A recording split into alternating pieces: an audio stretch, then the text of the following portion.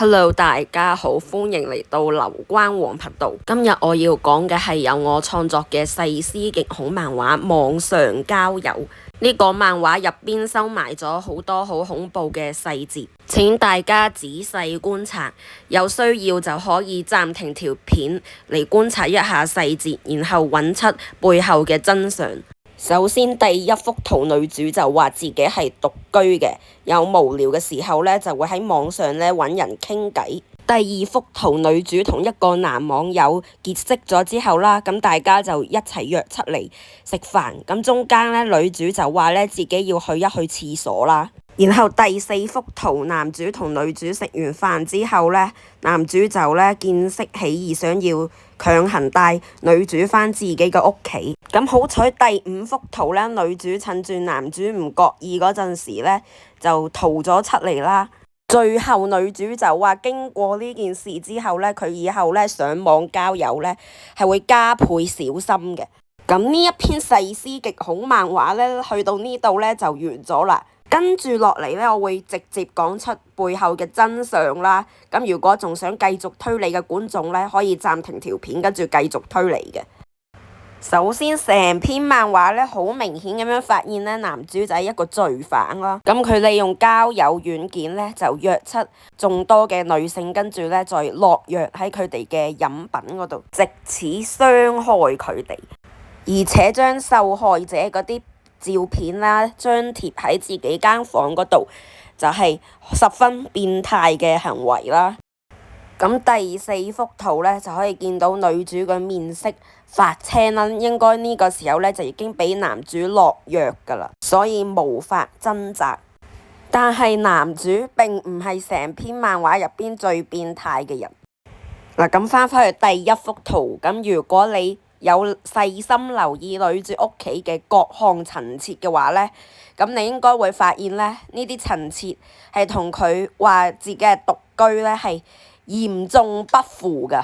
例如我哋可以觀察到兩條牙刷、兩部手機、兩個地氈同埋兩幅掛畫嘅風格係完全唔一樣㗎啦。仲有呢，女主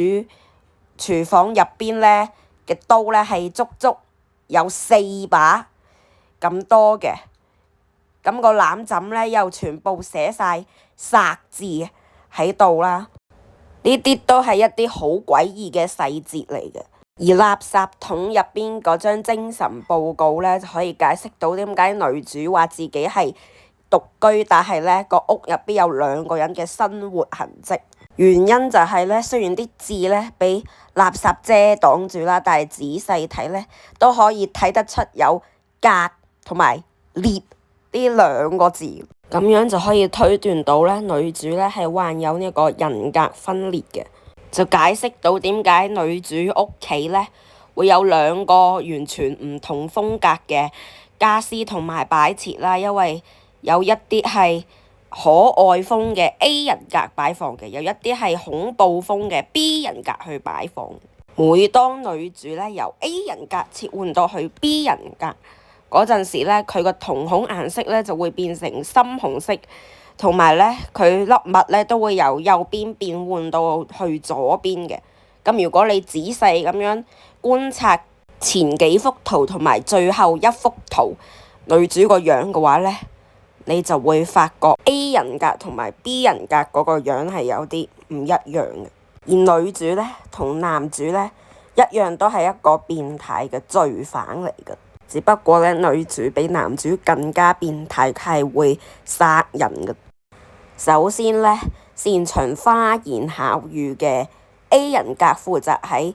交友程式上面呢尋找獵物，然之後呢誘騙受害人呢約出嚟見面，跟住女主就將呢沾有唔好嘅藥嘅毛巾呢預先收喺個袖口入邊，然之後等到時機成熟嘅時候呢，就會拎出嚟迷暈一個受害人，然後將佢殺害。